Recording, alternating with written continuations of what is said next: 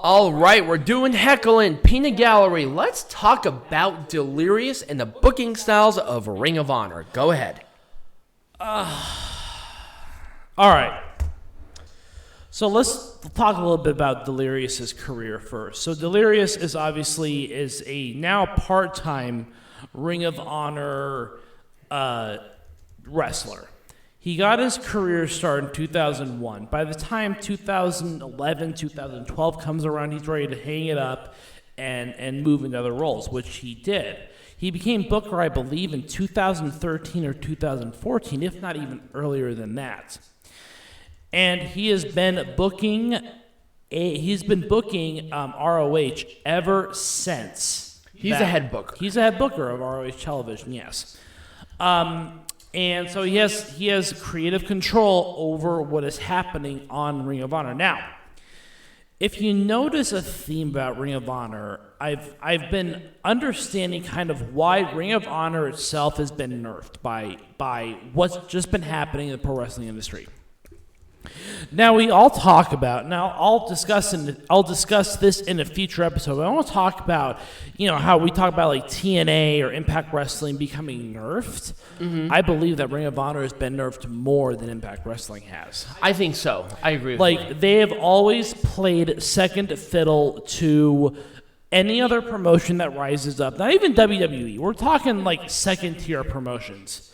I mean, you think about their first big one was when NXT was starting to sign all the big indie stars. When they, that was their first big signing purge. Yeah, so purge. You had Adam Cole, Bobby Fish, Kyle O'Reilly, Roderick Strong. You had a lot of these heavy hitters, especially in Ring of Honor, that left. You had Samoa Joe. Well, Samoa Joe and AJ Styles, they didn't even start out in Ring of Honor. They got signed by TNA. Right. They were third fiddle to these promotions back in 2013, 14, 15. Impact started to go down, but then we got AEW coming up in 2019 where you lost Cody, you lost the Young Bucks, you lost... Right, Cody was Ring of Honor World Champion at one point. Yeah. The point being is that Ring of Honor has not only been nerfed by the top tier promotions, but they've been nerfed by second tier promotions as well. And I can agree with that. That is a situation they find themselves in right now. They just got nerfed by their second tier promotion brethren over at AEW. AEW is not considered second tier, but you got these heavy hitters. Between WWE and AEW, I'm sorry, WWE is still top tier level. But the point being is that you had literally been, I guess, mauled by multiple promotions.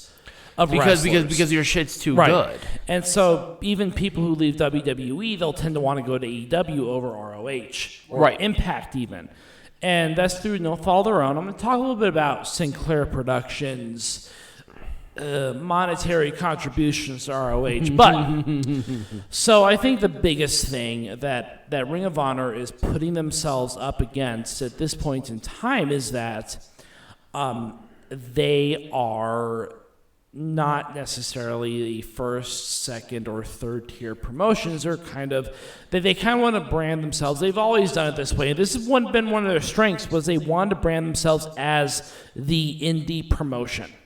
Right, now, this is top tier indie. Now, here is the problem with branding yourself as such, is that there are so many different styles of wrestling that how do you, what's independent to you? The pure division.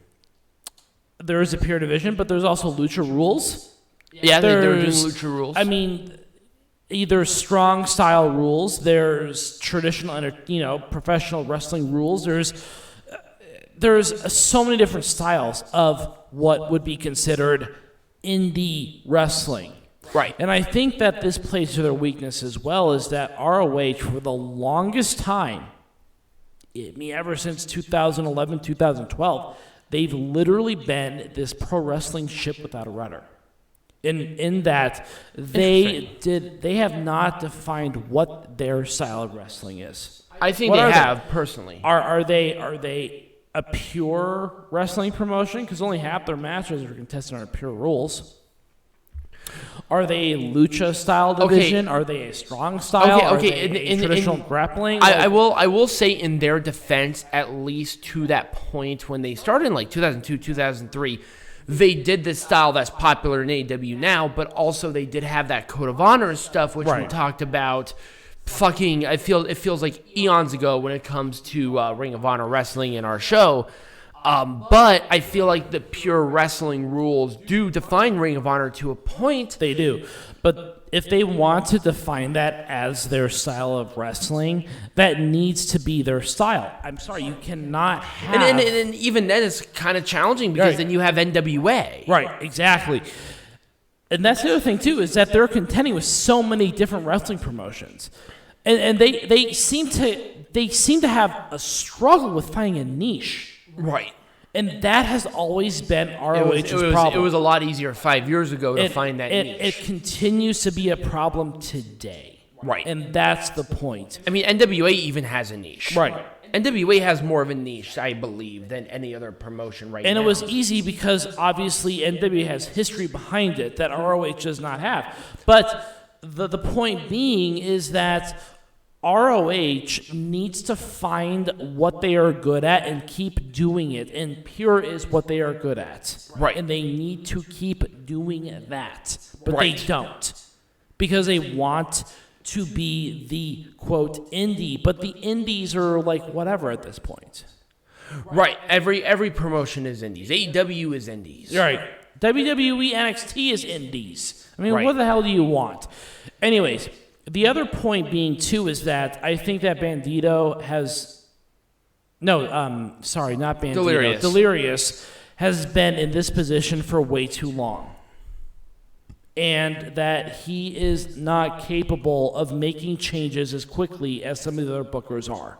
And the reason I say this is because I want to talk about the fact that Ring of Honor is still relying on the draw of top stars. They're kind of in the WWE rut when it comes to relying on their major stars as drawing power.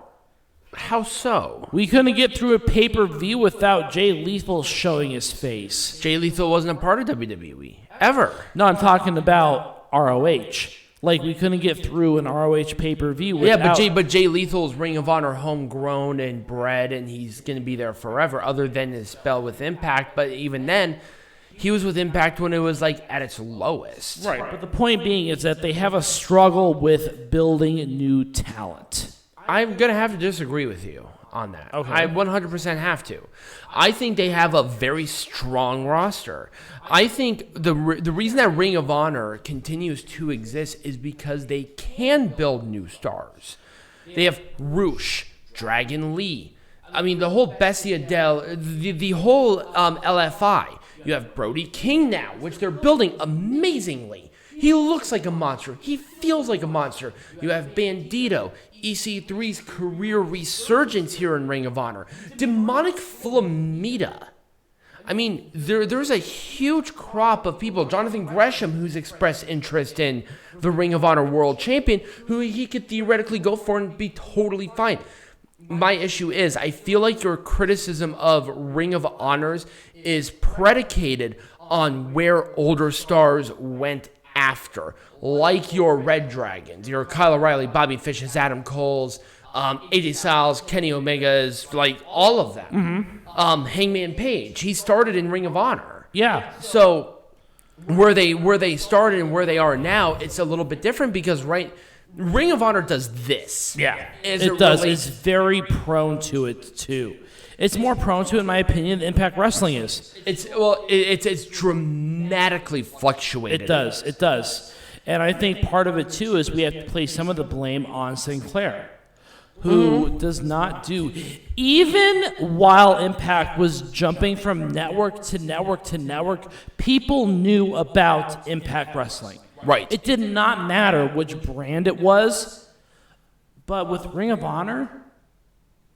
There wasn't the same sort of... Sinclair is a huge production company. And they don't give shit to Ring of Honor.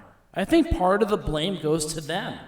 Right. It's not entirely Delirious' problem. I actually honestly, think, because Impact Wrestling still manages to stay in somewhat of a, even if it's not the best of reputation, it's still around. You still understand what Impact Wrestling is before Ring of Honor is as a wrestling fan.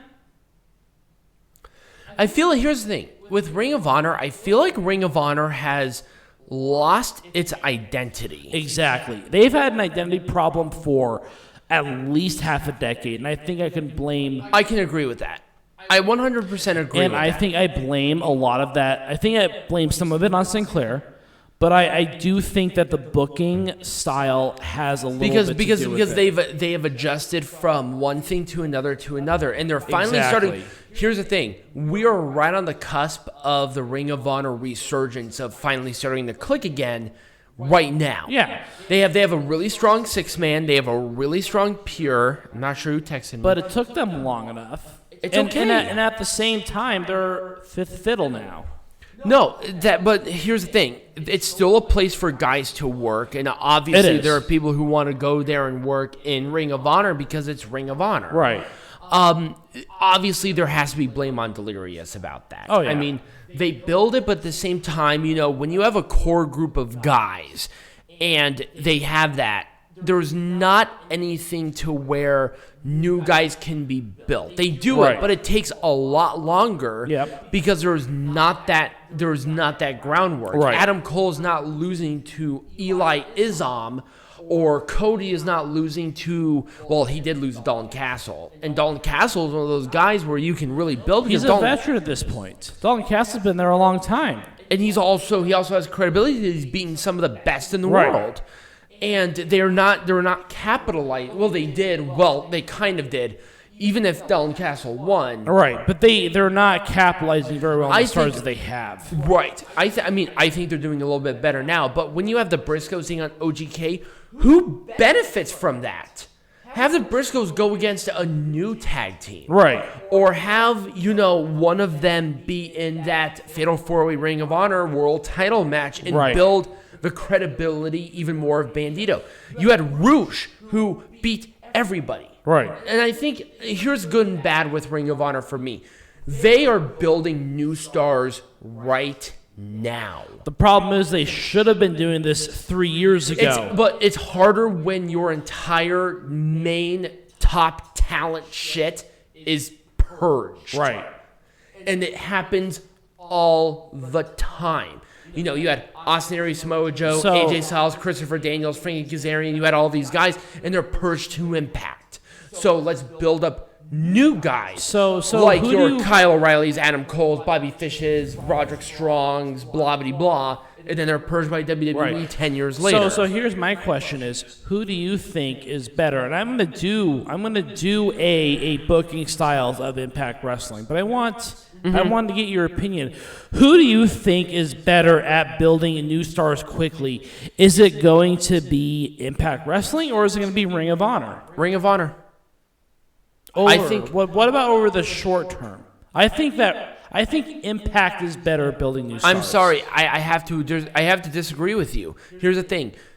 Name me 5 top-tier talents in Impact Wrestling right now. All right, you got Moose. Mm-hmm. You got the Motor City Machine Guns, which spent a lot of their time in Ring of Honor, but they became well known within the Impact Wrestling system. Okay. You got Trey Miguel. Okay.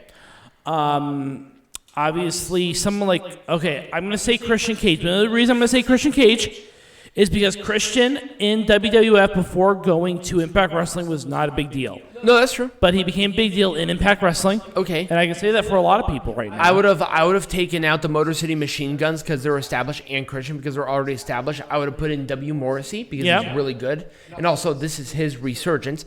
Eddie Edwards.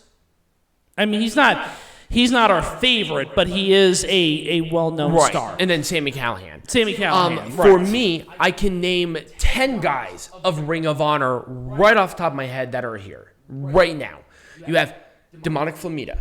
You have Bandido. You have Ray Horus. You have Danhausen. You have But Brody outside King, of you have Ring of Honor, EC3, but outside of you Ring have of Honor. PCO. I mean, here's the thing. We're not talking about outside of it because all of these guys can be signed by any company because they're getting that attention. That's the thing. Bandido is a top tier talent. Brody King is. Jay Lethal is. They're all top tier shit. They're building it now, but the problem is with Ring of Honor is that they're so purged without refresh that it's a lot harder for them to build those new stars. It took them 5 years to rebuild, where like a company like WWE can rebuild in 2. Right, but my point being is that I don't think Ring of Honor is good at building new stars after they have been purged. I think Impact Wrestling is a lot better. It takes Ring of Honor more time to build new stars. It does, but I think that's to their detriment. It definitely is. I'm not disagreeing with you there, but we're seeing this right now. We are, but honestly, how much more time do you have? Right. I'm not saying that Ring of Honor is going to go out of business, but it's like, and I'll be honest with you. I think I've never heard you speak more passionately about a promotion and their booking style other than Ring of Honor because you like Ring of Honor. I do. I love Ring of Honor's booking. I mean, they do a good job of it, but again, I think that the wrestling is good in spite of the book. Delirious, not because of Delirious. He has been on the chopping. I mean, fans ever since 2015 have wanted him to be out. This is true. Like, he is very... I'm not saying he's bad at it. I just don't think he has the experience that some of these other people do. And I will say one thing. Delirious seems very indecisive about his booking style. So it's starting to get a little 50-50. It's starting to get a little bit. It's starting to get better. But the only reason it's starting to get better is because he has nowhere else to go. He has relied so much on established stars that at this point in time is so purged that he has nowhere else to go. Right.